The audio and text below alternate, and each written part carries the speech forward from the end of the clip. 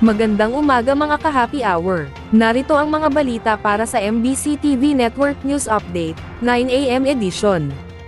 Jasmine Curtis Smith, pumalag sa kontrobersyal na pahayag ni Congressman Bong Suntay kay Ann Curtis. Yan ang MBC TV Network News, ni Angelica Cosme. Nag-init ang ulo at dugo ng aktres na si Jasmine Curtis Smith kasunod ng kontrobersyal na pahayag ni Quezon City 4th District Representative Bong Suntay tungkol sa kanyang ate na si Ann Curtis. Nasa Shangri-La ako, nakita ko si Ann Curtis. Ang ganda-ganda pala niya.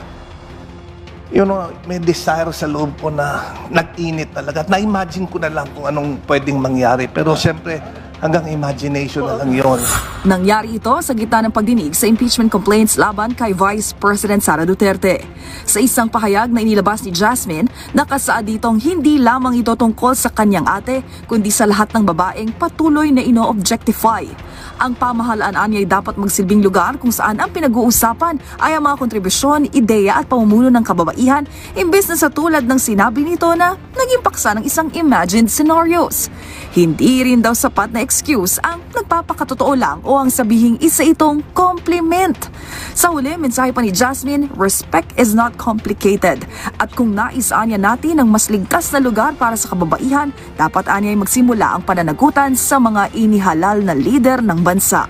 Samantala, sa ex nga rin, naglabas din ng sentimiento ang TV host na si Bianca Gonzalez kung saan nakasaad ditong hindi niya dapat ninonormalize ang ganitong pag-uugali, lalo na't isa itong public servant. Habang si Quezon City Mayor Joy Belmonte, kinundi na rin ang anyay inappropriate remarks ng kongresista at sinabing dapat mag-issue ito ng proper apology. Sa ngayon, wala pang inilabas na pahayag si Ann Curtis tungkol dito. Para sa MBC TV Network News, ito si Angelica Cosme ng DZRH TV, una sa Pilipinas, una sa Pilipino.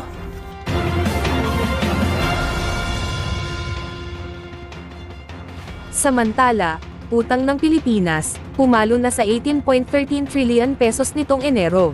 Pumalo na sa 18.13 trillion pesos ang utang ng Pilipinas noong katapusan ng buwan ng Enero.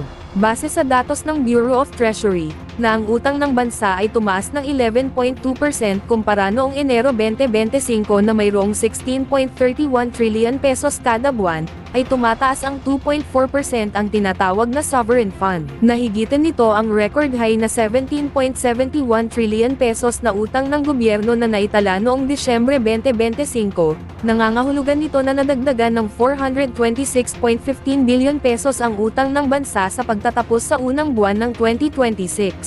Tiwala naman ng BTR na ang nasabing level ay sustainable kahit na mayroong mga hamon mula sa domestic at global landscape. Hindi pa rin aniya naabot ang pinakasagad na full-year borrowing program ng Marcos administration na aabot sa 19.6 trillion pesos. At yan ang mga balita para sa MBC TV Network News Update, 9 AM edition. Abangan ang mga susunod na balitaan mamaya, para sa 10 AM edition.